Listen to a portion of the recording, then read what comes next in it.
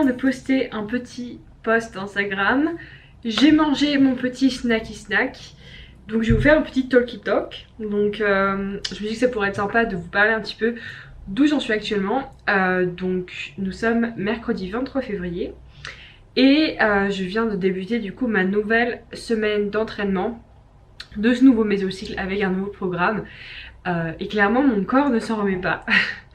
Mon pauvre corps a été complètement annihilé par ce nouveau programme. Franchement, déjà la première séance haut du corps, j'avais dit des petites courbatures au niveau du dos, des épaules. Et ensuite, j'ai enchaîné avec ma séance bas du corps, dont un deadlift et un Bulgarian split squat, qui m'ont absolument défoncé les muscles du bas du corps, mais aussi le haut du corps, parce qu'avec le deadlift, les trapèzes, les serrecteurs spinaux, un peu les épaules, un peu le grand dorsal, ils sont aussi impliqués dans le mouvement. Donc du coup j'ai rajouté des courbatures. Et là aujourd'hui j'ai fait le haut du corps et du coup j'ai encore rajouté des courbatures au niveau du grand dorsal. Et j'avoue que là tout mon corps est en souffrance, c'est horrible. Genre dès que je fais un mouvement, dès que je marche, je ressens chaque petit muscle, chaque muscle de mon corps a une courbature. Je suis une courbature ambulante. Donc ouais, du coup début de semaine dur au niveau courbature. Mais ce nouveau programme est très cool.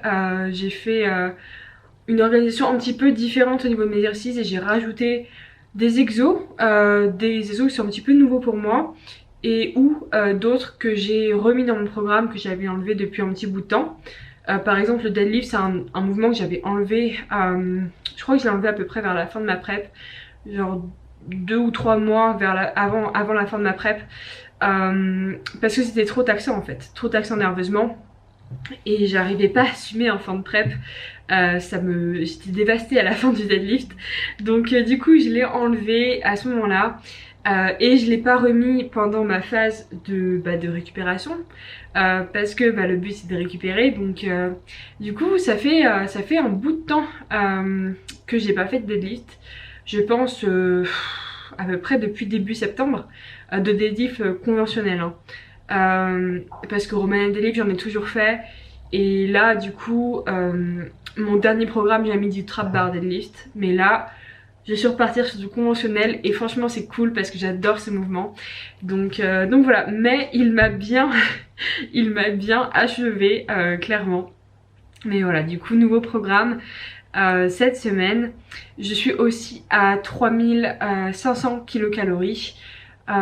Donc voilà, la fin est là, j'ai des super bons pumps pendant l'entraînement, j'ai plein d'énergie. Donc tout va bien. Ce qui est très cool. Aussi c'est ma semaine de vacances. Bon pour le moment je ne suis pas vraiment reposée parce que je bosse tout le temps en fait. J'ai vraiment du mal à lever le pied et à me reposer. Genre ne rien faire et chiller ou regarder une série ou un truc comme ça, je peux pas. Je n'y arrive pas, ça me stresse et j'ai tellement de choses que j'ai envie de faire, tellement de projets, tellement de boulot aussi avec les coachings que du coup je ne prends pas du tout le temps de me poser. Et là je me dis qu'il faut peut-être que j'arrive à lever le pied un peu parce que je reprends les cours lundi. Et si je me repose pas un petit peu avant, ça va être difficile à la reprise. Donc j'essaie de lever le pied un peu dans les prochains jours. On va voir ce que ça donne, si j'y arrive ou pas. Petit suspense. Mais ouais, du coup j'ai eu mon nouvel emploi du temps aujourd'hui aussi. Et j'ai regardé, première chose que je fais dès que j'ai un nouvel emploi du temps, c'est que je regarde où est-ce que je peux mettre mes entraînements et comment j'ai organisé mes séances. Parce qu'en fait les séances jambes pour moi c'est vraiment impératif de les faire le matin. Parce que après je suis trop HS et j'arrive pas à vraiment être bien dans la séance, à être à fond, à être hyper concentrée. Donc pour moi les séances jambes c'est vraiment toujours le matin, enfin sinon c'est très compliqué. Donc je regarde ça à chaque fois. Et pour les séances haut du corps, je peux les caser plus dans l'après-midi, c'est pas forcément un souci. Donc voilà, du coup j'ai regardé tout ça et c'est cool parce que j'ai des spots où je peux faire mes entraînements comme il faut, d'une manière plutôt optimale. Donc c'est cool. Par contre niveau cours je suis vraiment chargée. J'ai encore des cours en ligne.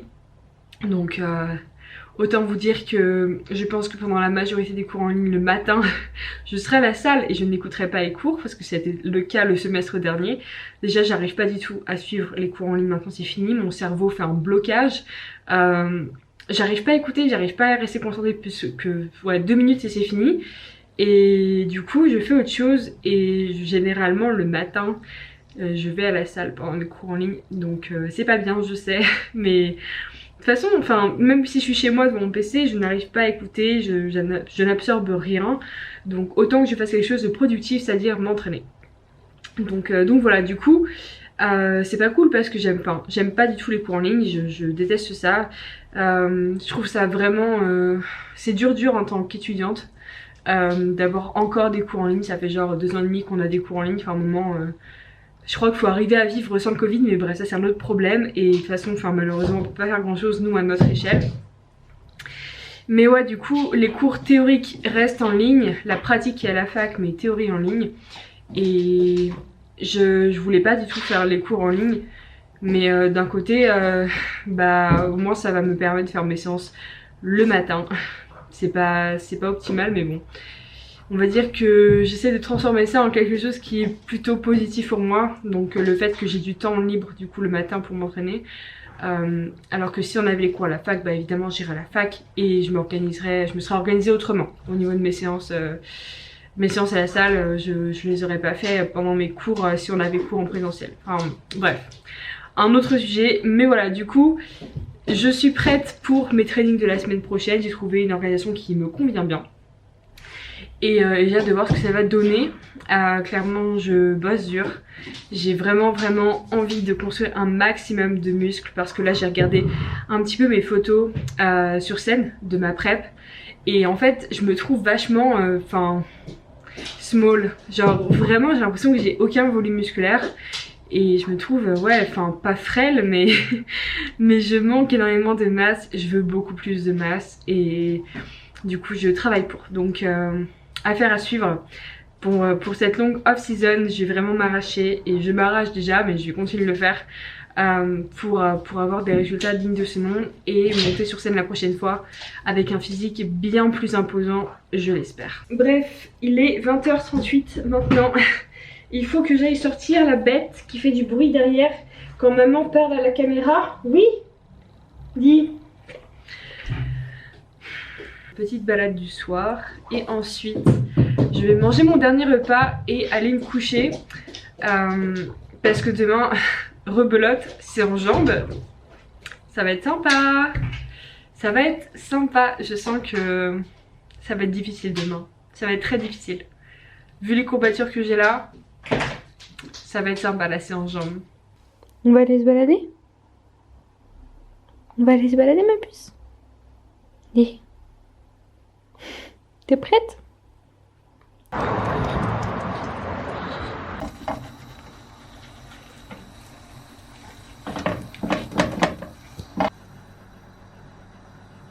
La qualité de mon sommeil n'est pas ouf en ce moment. J'étais à court de magnésium, j'avais déjà tout fini. Donc, et de mélatonine. Donc tout à l'heure je suis allée acheter mélatonine, magnésium et j'ai aussi trouvé un espèce de truc où il y a un mixte de substances dont de la L-théanine et de la valériane. Donc ça c'est des choses qui sont relaxantes. Donc à voir, j'ai jamais testé celui-là. Donc je me suis dit que j'allais voir un petit peu ce que ça allait donner. Voici les petits achats du jour. Donc le magnésium, toujours prendre citrate ou bisglycinate parce que c'est des formes qui sont complexées et qui sont biodisponibles. Les autres formes, genre magnésium oxide, c'est vraiment nul. Il n'y a rien qui est absorbé dans les intestins, enfin bref, absolument inutile. Donc, faut prendre toujours magnésium citrate ou bisglycinate. Et avec la vitamine B6, ça augmente encore plus l'absorption. Donc, celui-là, du coup, je prends 400-500 mg. Ensuite, Happy Sleep, on va voir si ça marche, si ça a un effet... Enfin, si vraiment ça m'aide à dormir mieux et à avoir une meilleure qualité de sommeil. Mais du coup, dedans, il y a de la L-théanine, valériane et d'autres petites choses. Donc on va voir ce que ça va donner. Je vais prendre une capsule pour commencer, puis je vais voir si j'ai besoin de doser un peu plus par la suite, mais à tester, voilà. Jamais testé auparavant. Et The Goat, la mélatonine, donc ça c'est vraiment la base. J'en prends tous les jours, enfin tous les soirs du coup. Et 5 mg, celui-là c'est vraiment le mieux parce que ça se met sous la langue et il se dissout hyper rapidement. Et du coup l'effet est vraiment hyper rapide et très efficace. Alors que j'ai testé pas mal de mélatonine en gélule ou comme ça à avaler. Et je trouve que l'effet n'est vraiment pas ouf. Alors que lui je remarque vraiment la différence. Clairement efficace. Donc voilà, les petits goodies avec ça, je devrais avoir un sommeil de bébé. Donc on va tester le petit combo des 3 ce soir.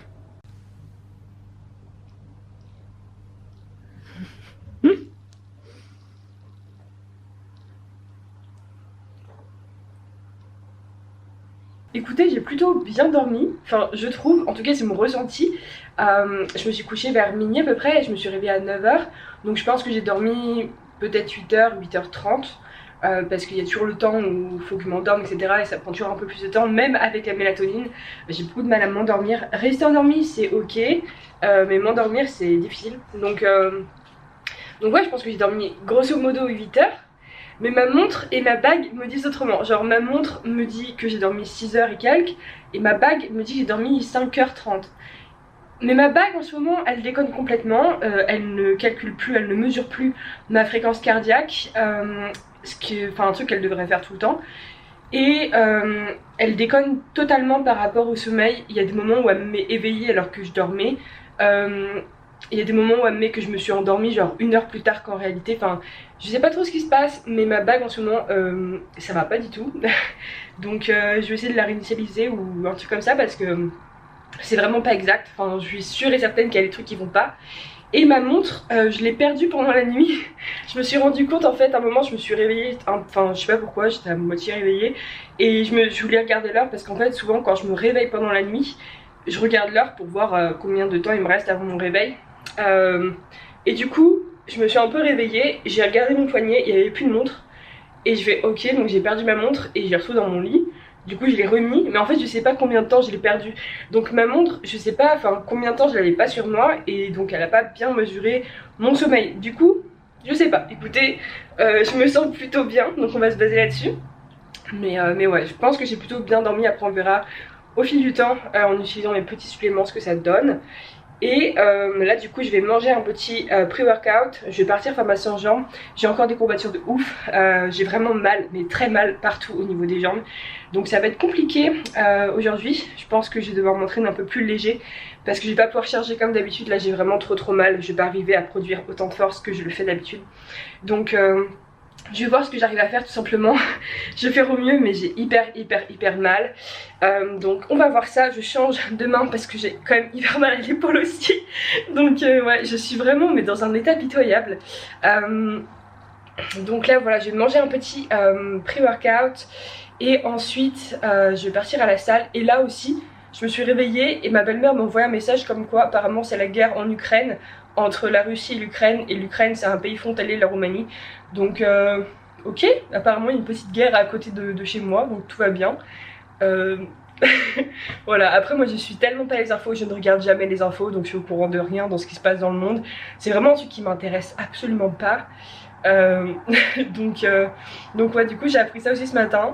Donc voilà, écoutez, petite info de la journée.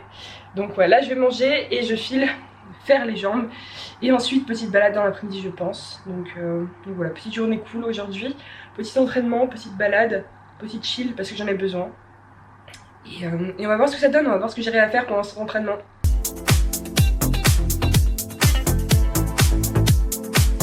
Petite update sur cette séance jambes de la Muerte.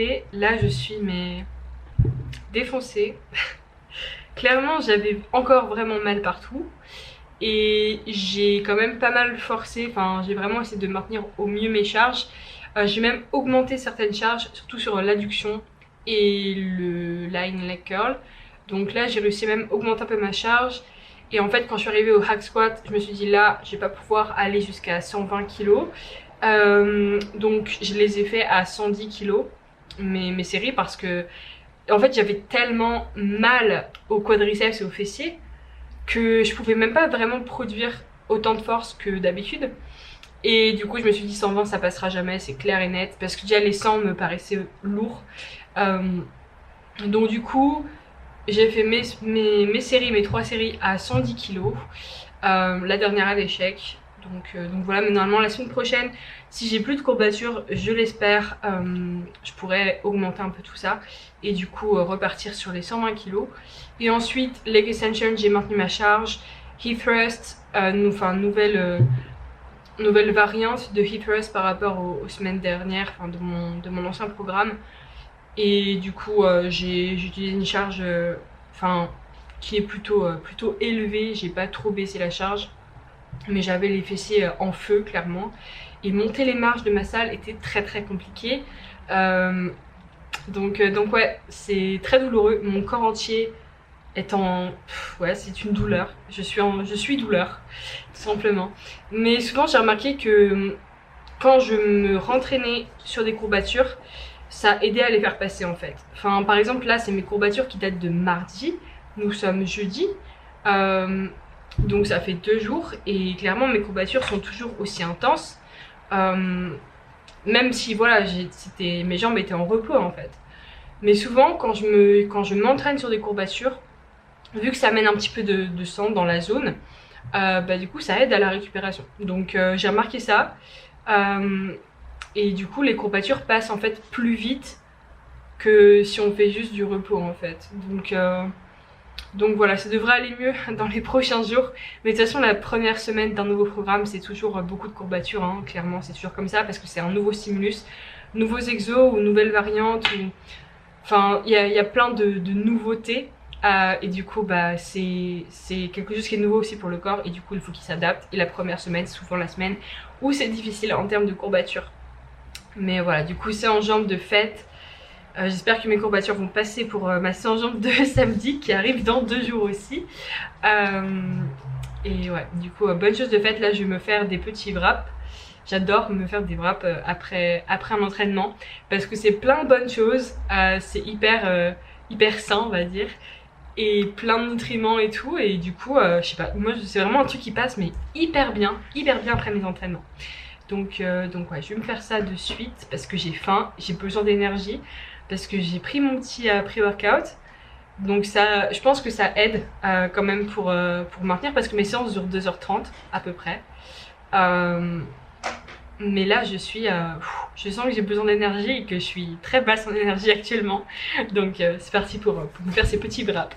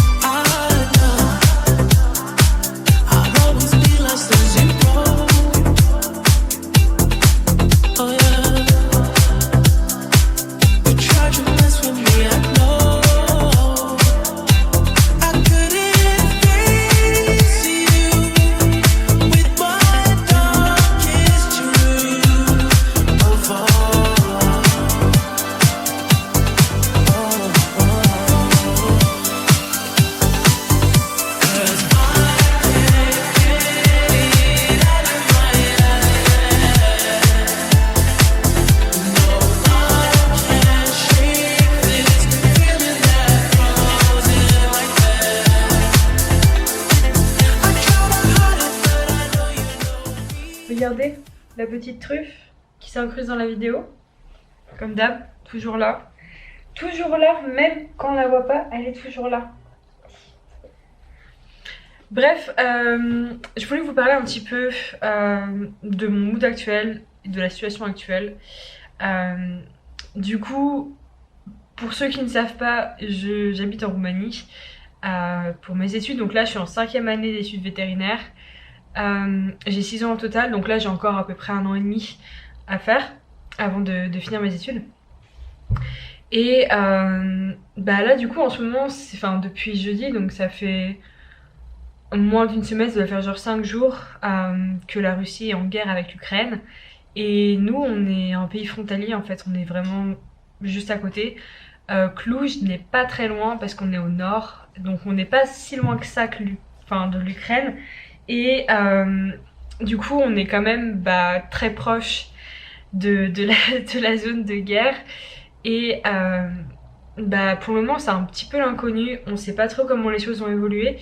Et, et est-ce que la Russie va attaquer toute l'Europe ou pas? Pour le moment, on ne sait pas trop. Et si la Russie attaque l'Europe, nous on est dans l'Europe, on est juste à côté. Donc je pense qu'on est un des premiers pays qui peut être impliqué là-dedans. Donc pas mal d'inconnus.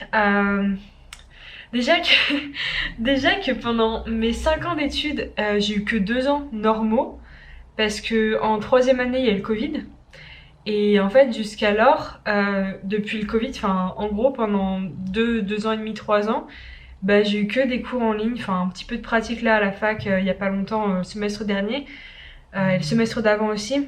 Mais la théorie est toujours en ligne en fait. Et ça vraiment, c'est horrible pour les études, franchement.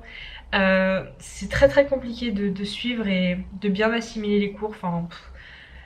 Donc bref, le Covid a vraiment mis à mal mes études en termes de qualité en fait, tout simplement.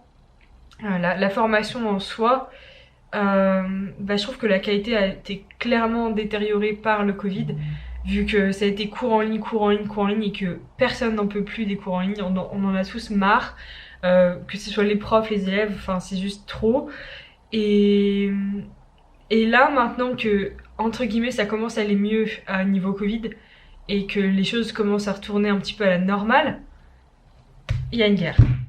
Il y a une guerre, juste à côté. Genre, il pouvait pas attendre, attendre 1 an et demi au moins que j'ai un diplôme, parce que là, ouais, je sais pas comment ça va se passer, et j'espère que ça va pas être la guerre aussi en Roumanie, parce que sinon ça serait vraiment une très mauvaise situation.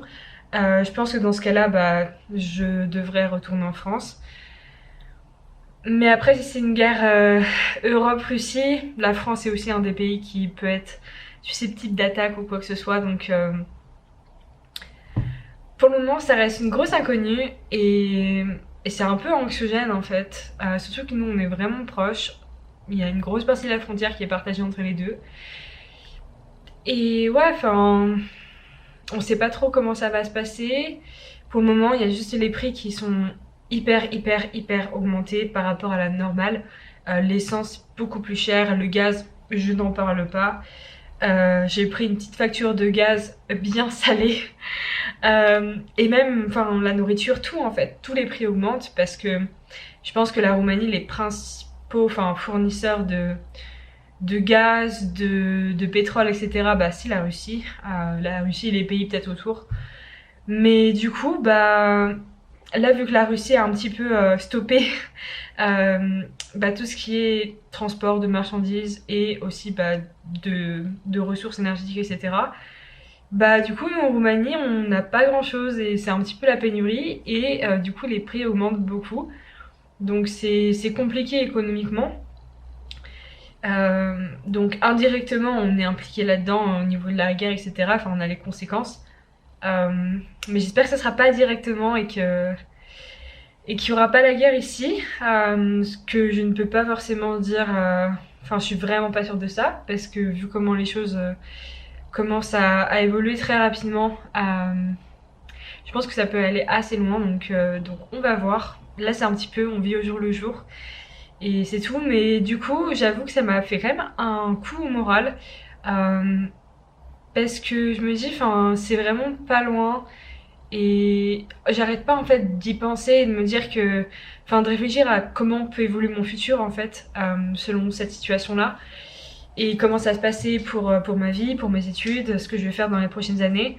Parce que si par exemple je dois rentrer en France parce que c'est la guerre en Roumanie, je fais comment pour finir mes études en fait? Je finis pas mes études, pendant combien de temps? J'aurais même pas de diplôme, j'aurais rien parce que j'aurais pas fini mes études, je pourrais pas bosser. Voilà, il y a pas mal de questions comme ça qui me tournent un peu en tête. Et là, c'est vraiment qu'à mon échelle. C'est juste qu'à mon échelle, mais même si c'est la guerre en Roumanie ou même la guerre partout, c'est une situation qui est grave. Et du coup, ça remet un petit peu tout en cause en fait. Et je me dis, finalement, genre si c'est la guerre et tout, qu'est-ce qui, qu'est-ce qui a de l'importance maintenant en fait? Enfin, ça permet en fait de penser à tout ça, à notre quotidien et de voir qu'est-ce qui est vraiment important et qu'est-ce qui l'est moins. Et du coup, en cas de guerre, je pense que ça peut tout changer en termes de quotidien et en termes d'activités qu'on fait. Et je me dis, enfin, ça peut être une période très très compliquée selon comment ça évolue. Et ouais, vu que je pense pas mal à tout ça, je réfléchis un petit peu à un possible futur, à plusieurs situations possibles, etc. Et ouais, c'est tellement incertain et c'est tellement des gros enjeux en fait sur toute ma vie. Parce que ça va avoir des grosses conséquences sur la vie de tout le monde, y compris la mienne du coup. Euh, que bah ouais, mon moral est pas ouf en fait. Enfin, je sais pas, j'ai un peu envie de rien. Je suis un peu dans un statut un peu quo. Enfin, je suis bloquée en fait, j'arrive pas à avancer. Euh, enfin, mes projets sur lesquels je bosse beaucoup, etc., et que j'adore tout ça, bah là, j'ai même pas forcément envie de travailler dessus. Je suis vraiment en mode, enfin, en train de un peu tout remettre en question. Et tous les projets que j'avais sur le moyen long terme, bah je me dis finalement, je vais peut-être même pas pouvoir les faire en fait. Parce que si c'est la guerre, bah ces projets-là, je pourrais pas les faire. Parce que ça sera pas du tout la période pour le faire en fait. Donc ouais, ça me met pas mal de choses en perspective et c'est c'est un peu bizarre comme période et bah évidemment ça impacte mon moral. Donc je pense que je suis pas du tout la seule hein, dans cette situation-là. Et encore nous pour le moment il n'y a pas de souci ici, mais pour les personnes en Ukraine ça doit être vraiment horrible. Donc on va voir, on va voir. Pour le moment, ouais, on vit vraiment au jour le jour en mode qu'est-ce qui se passe aujourd'hui, comment les choses évoluent. Mais, euh, mais ouais, c'est pas une situation cool du tout. Donc, ouais, le moral n'est pas à fond, mais après, enfin, ça va, je suis pas non plus malheureuse et tout, mais c'est juste que c'est une période tellement anxiogène et qui remet beaucoup de choses en question que j'ai vraiment du mal à être dedans comme je suis d'habitude et à vraiment me donner à fond et à me sentir bien, etc. Enfin, c'est un peu bizarre comme sentiment. Donc voilà, je voulais juste vous en faire un petit peu part parce que bah du coup c'est hyper, enfin dans les actualités, etc. Et bah en France vous avez peut-être pas les mêmes infos, etc. Et vous êtes plus loin, c'est un petit peu différent. Donc euh, donc ouais, je voulais vous donner un petit peu la situation et mon point de vue par rapport à ce qui se passe actuellement ici. Et en Roumanie, pour le moment, on n'a pas trop d'infos ou quoi, même par rapport à l'ambassade. Donc, euh, donc à voir comment tout ça évolue. Mais pour le moment, on tient bon, chaque jour après l'autre. On fait chaque chose en son temps et, et on va voir comment les choses vont se passer. Mais prions pour que ça ne se transforme pas en troisième guerre mondiale.